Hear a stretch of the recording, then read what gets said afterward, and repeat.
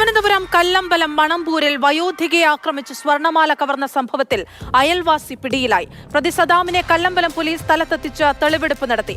അക്രമാസക്തനായ പ്രതിയെ പോലീസ് പിടികൂടിയത് അതിസാഹസികമായിട്ടാണ്. കഴിഞ്ഞ ബുധനാഴ്ച ഉച്ചതിരിഞ്ഞ് 3 മണിക്കാണ് 75-കാരി വാസന്തിയമ്മയെ ആക്രമിച്ച് അയൽവാസിയായ പ്രതി സദ്ദാം സ്വർണമാല കവരുന്നത്. തന്റെ കുടുംബ വീടായ വടക്കേവിള വീട്ടിൽ വിളക്ക് വെക്കാനായി എത്തിയതായിരുന്നു വാസന്തിയമ്മ. അവിടെ വെച്ചാണ് വാസന്തിയമ്മയുടെ കഴുത്തിൽ കയറിട്ട് മുറുക്കി ബോധരഹിതയാക്കിയ ശേഷം കഴുത്തിൽ കിടന്ന സ്വർണമാല പൊട്ടിച്ചെടുത്ത് പ്രതി കടന്നുകളഞ്ഞത്.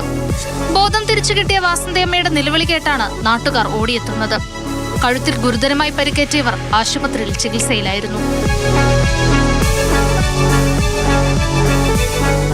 കൃത്യത്തിനു ശേഷം ഒളിവിൽ പോയ പ്രതിയെ കല്ലമ്പലം പോലീസ് പിടികൂടുകയായിരുന്നു. അക്രമാസക്തനായ പ്രതിയെ അതിസാഹസികമായാണ് പോലീസ് പിടികൂടിയത്. പ്രതിയുമായി സംഭവസ്ഥലത്തെത്തി പോലീസ് തെളിവെടുപ്പ് നടത്തി.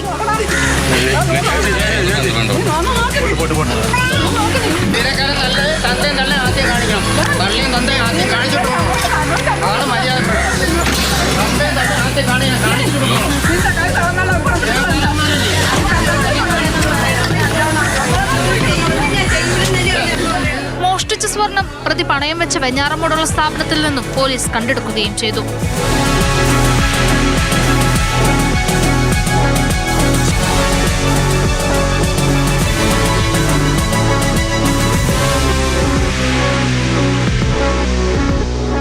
മാതൃഭൂമി ന്യൂസ്, തിരുവനന്തപുരം.